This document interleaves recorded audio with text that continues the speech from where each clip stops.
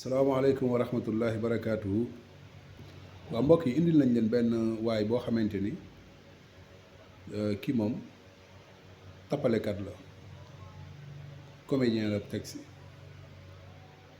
ñun li ñuy def moom lay jéem a def di jéem a toppandoo, waaye ñun amuñu frontière.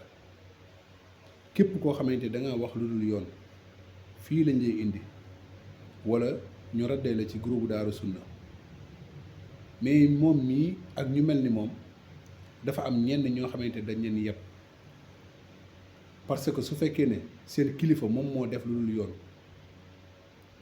seen njiitu tarixa wala seen kilifa kenn ku bokk ci ñoom koo xamante ni am na mbooloo wala siiw na, ñoom duñ ci wax, duñ ci yéey, duñ ci yàbbi.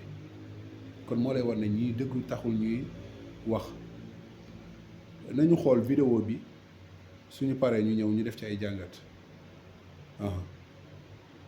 parce que maa ngi ko dégg muy wax mu ne day corriger xale bii nga xamante ni moom moo woote woon lu mel ni ne yonent bi sallallahu alayhi wa sallam daf koo feeñu. dañ ko déglu mi ngi nii.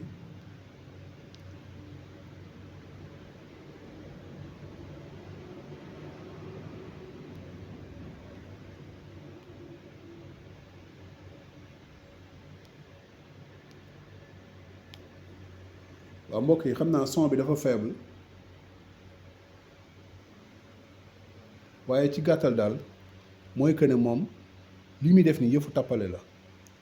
ndax nit bu fekkee ne yow da nga ne dëgg ngay xeex ci képp koo xamante ni wax na lu dul yoon, danga koy teg ci dëgg. léegi lan moo tax lii muy wax nii ne xale bi dafa yabaate walla dafa yaradiku, le fait que mu ne gis na yonent bi sallallahu alayhi wa sallam, te fekk xale bi am na ñeneen ñoo xam ne ñoo ko ci jiitu, ku mel ni moom mii sëriñam ci waa Bawol la bokk. ndax nee na yonent bi moom moo ko feenu fële ca gànnaar jox ko wirdul maxuus. naka noonu Cheikh Ahmad Tidiane moom tamit la même chose, moom tamit nee na yonent bi moom moo ko feeñu yàqazatan nii ci lu dul nelaw, ba pare jox ko wirdu salaatul faatix ak ngëneel li nga xamante ne dañ ko jox. kon bu fekkee ne dafay am lu muy wax walla di jubbanti, ñii nga xamante ni ñoo fi jiitu booy yi ñoom la war a jubbanti. booy bi sax mën nañ ñaamagul benn mbooloo, kii moom pour nga jubbanti ko sax bariwul solo.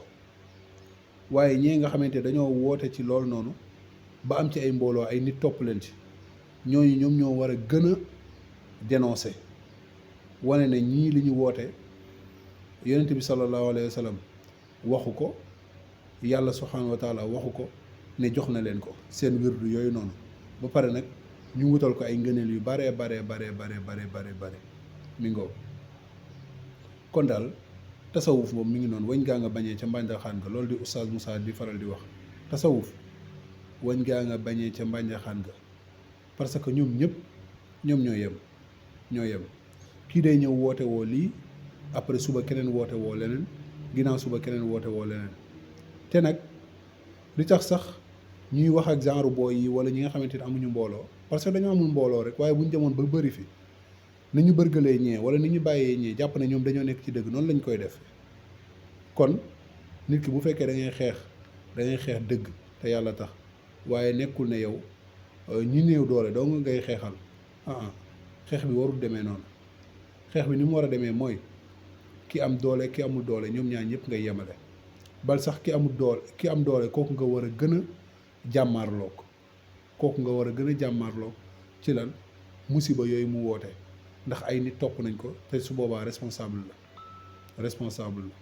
ñu ngaw. yàlla musal ci réer. barakallahu fiikum, jazakumullah xayran.